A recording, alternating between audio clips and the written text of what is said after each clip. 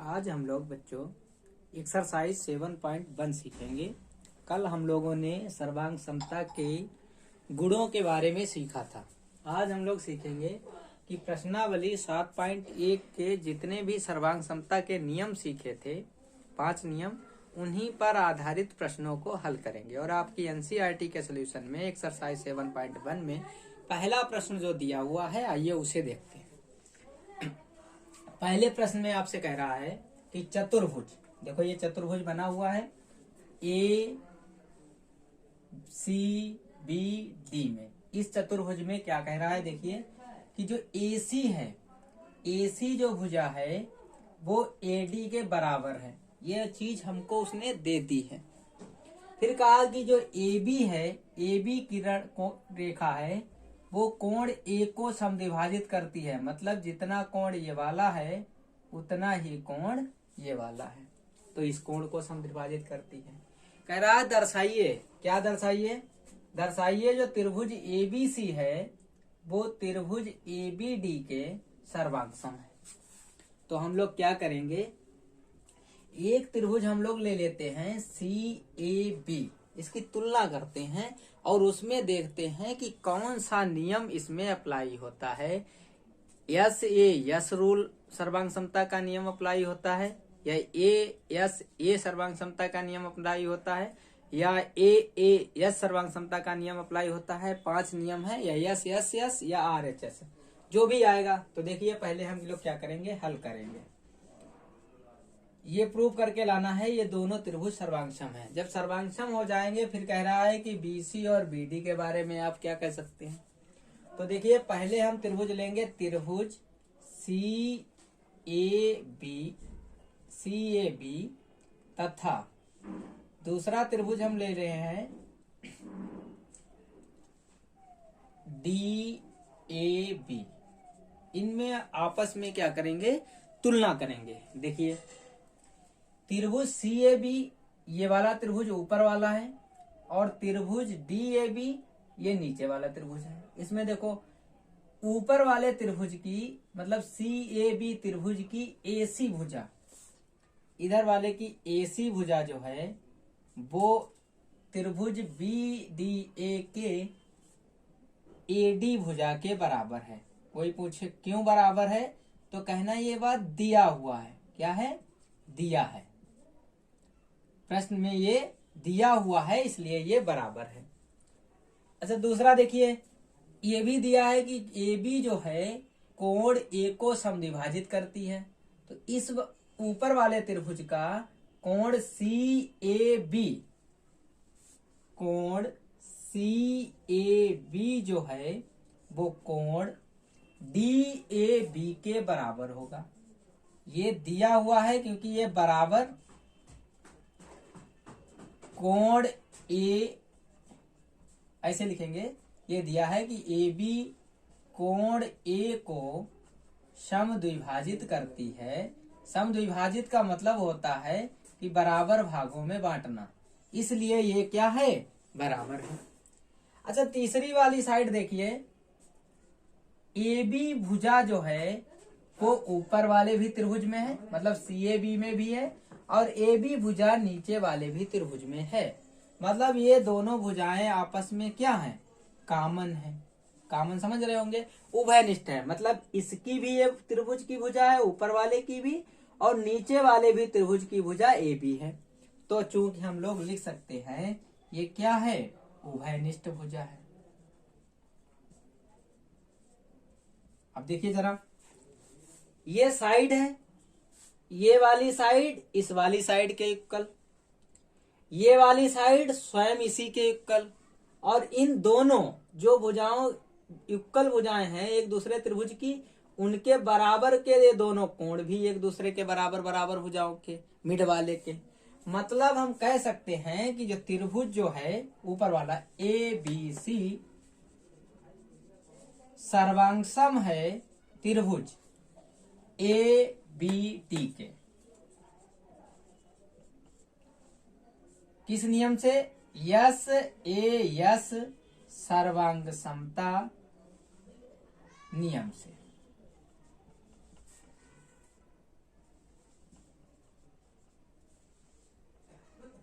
इस तरीके से हमारा एक प्रश्न सॉल्व हो गया।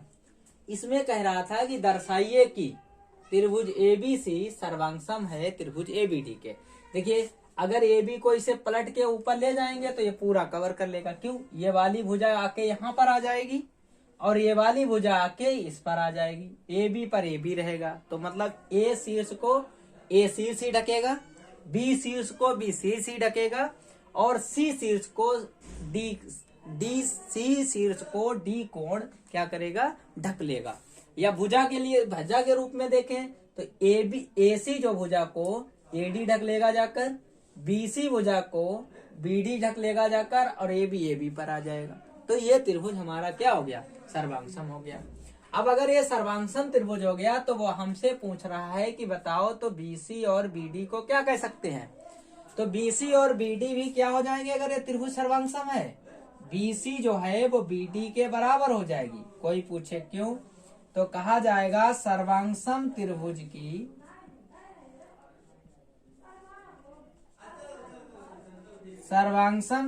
की संगत भुजाएं बराबर होती हैं।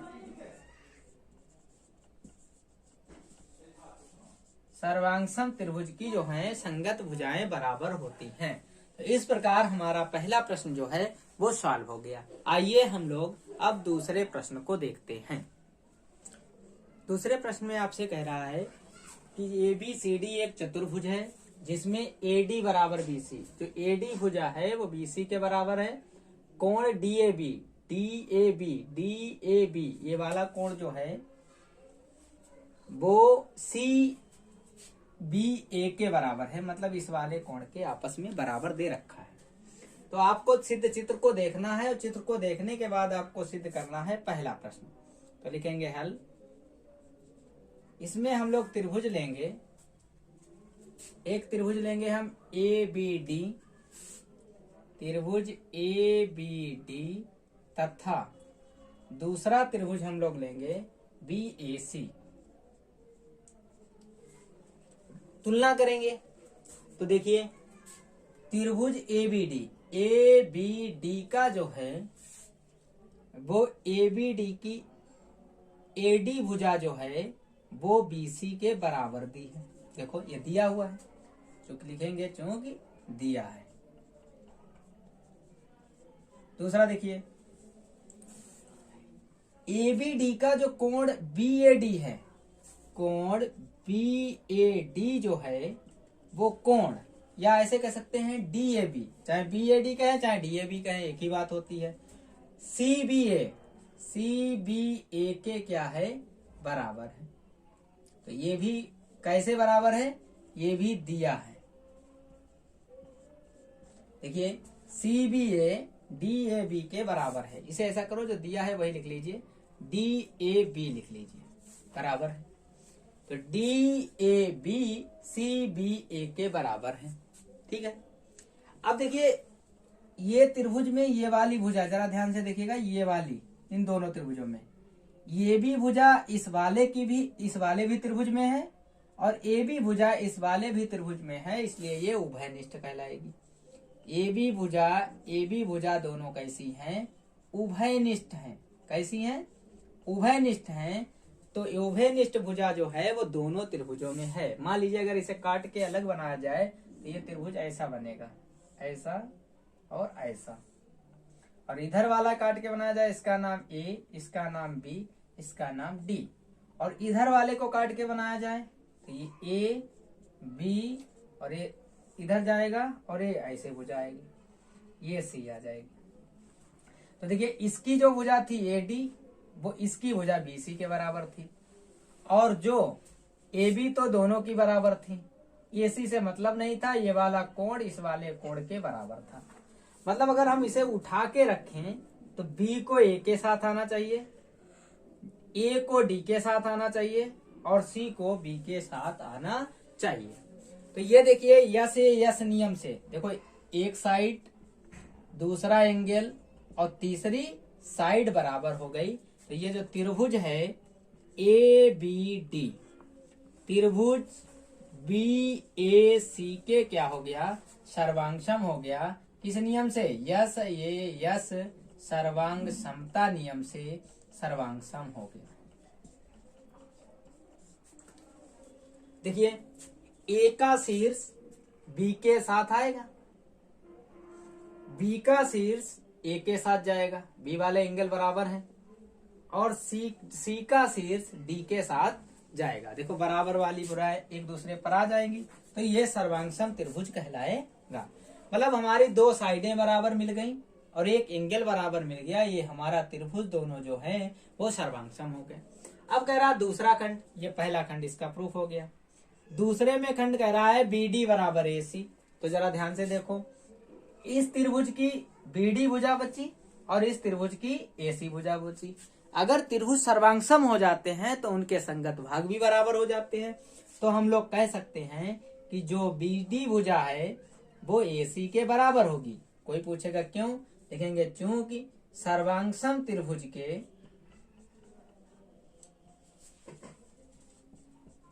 संगत भाग बराबर होते हैं।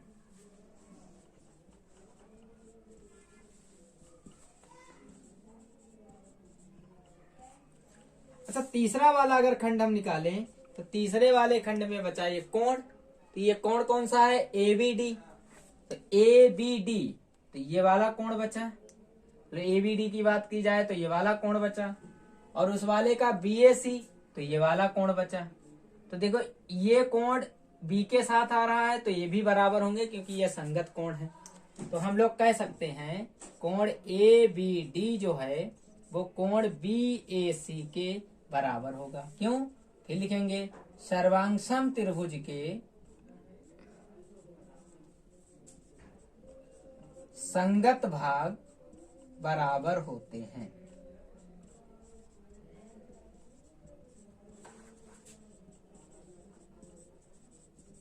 इस तरीके से हमारा दूसरा प्रश्न भी सॉल्व हो गया। देखिए ऐसा करेंगे, ये वाला बी कोण जो था ए के साथ था तो इसे पलट के अगर बनाएंगे तो ये भी इसी तरीके से बने, बी के साथ आ जाएगा, सी वाला कोण बी के डी सी वाला कोण डी के साथ जाएगा, बी के साथ जाएगा। इधर देखिए ए वाला कोण बी के साथ जाएगा, ठीक है, बी वाला कोण ए के साथ चला जाएगा, बी वाला कोण ए के साथ आ जाएगा, और सी वाला कोण डी के साथ एक दूसरे को बिल्कुल क्या कर लेंगे, ढक लेंगे। तो इसलिए ये त्रिभुज सर्वांग सम कहलाएंगे। जैसे त्रिभुज सर्वांग सम होते हैं तो संगत भाग संगत कोण बराबर होते हैं।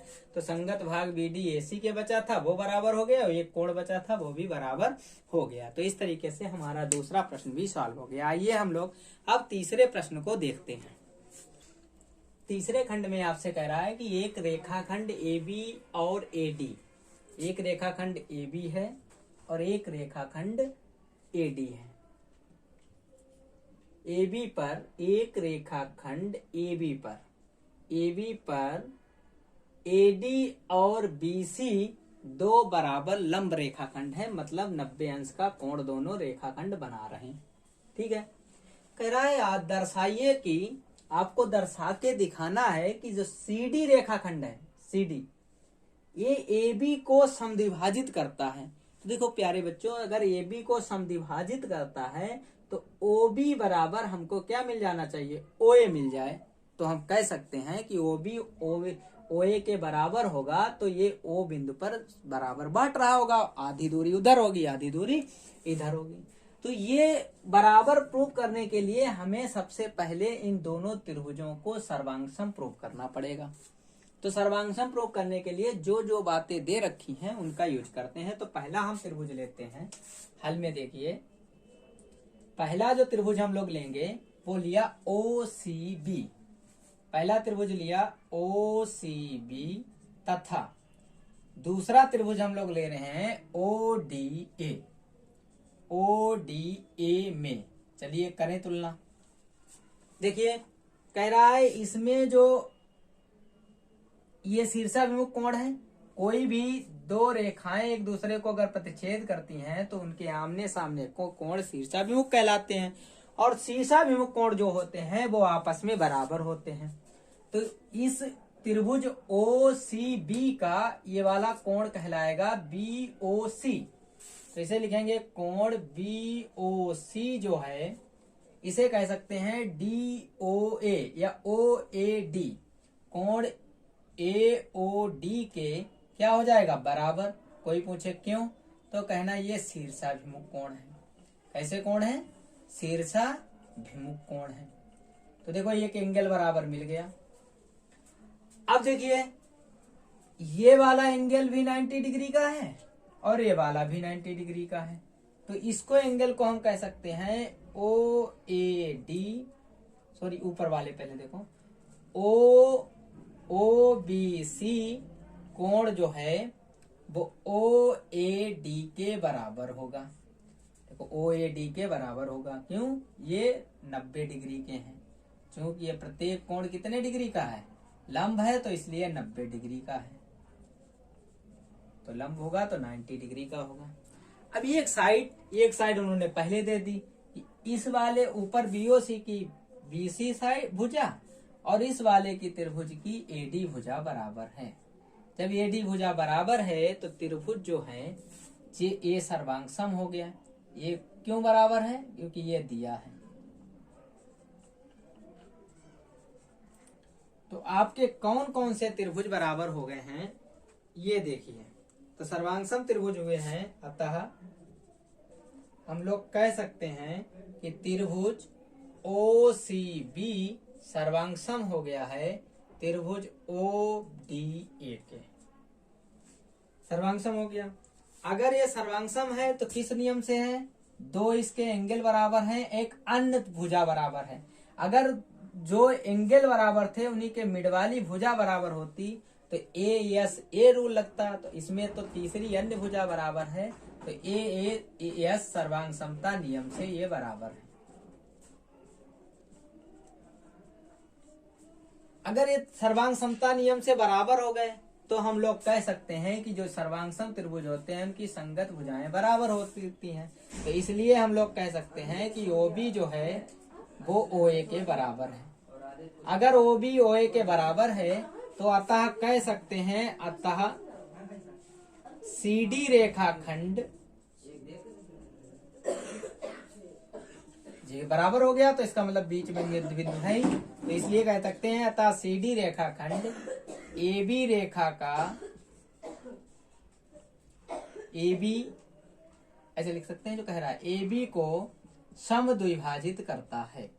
यही हमको प्रूफ करना था। तो ये समद्विभाजित करता है। इस तरीके से आपका तीसरा खंड भी हल हो गया है।